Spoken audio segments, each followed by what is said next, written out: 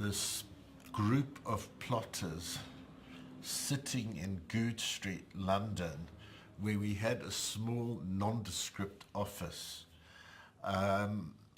4 of us. I was the young guy, not yet 30, and the other 3 were seasoned leaders of the struggle, Joe Slovo, Yusuf Dadu, and Jack Hodgson, who had as one of our prime tasks to link with South Africa. We needed to get information across to say to the people of South Africa, all is not lost. Don't give up hope. The ANC is alive, and this regime cannot last if we organize, if we mobilize, and so on. They were so geared to what's called in Afrikaans die swart gevaar, the black peril, that whites, whether South African or tourists from abroad, were not really suspect. Well, I was approached by Bob Allen, who was the London District Secretary of the Young Communist League, at a party. We were having a drink and a chat, and he said, I need to talk to you in private for a minute. And he took me to one side and asked me, would I be willing to do something dangerous and illegal? Which I said, well, you know, sounds interesting, it sounds exciting.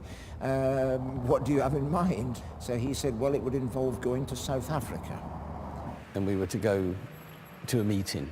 Didn't know exactly what it was. I first met Ronnie in a pub in Leicester Square.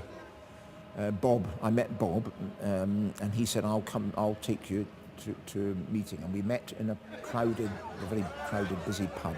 He said, we'll go to my office. And he had a sort of a secret office. It was a bit like Anne Frank's. It was hidden. It was an office behind an office, and you couldn't see it. So we took this very circuitous route, and I had no idea where we were by the time we got there. It was up this alley and down this street.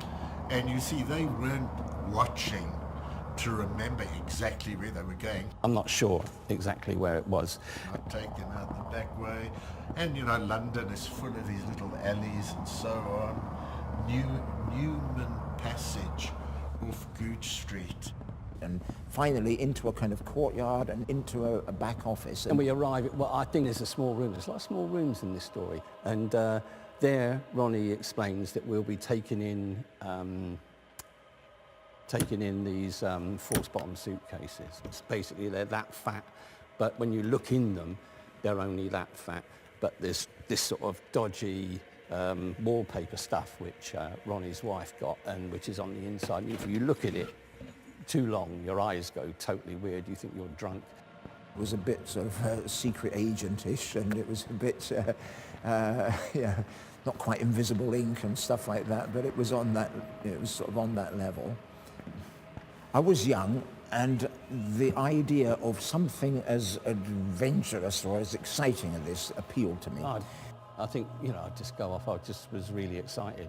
You know, I just thought, wow, this is great. You're going to South Africa. And, you know, I mean, I know I'd been on a plane to go to South Africa. So we said we would go ahead with it.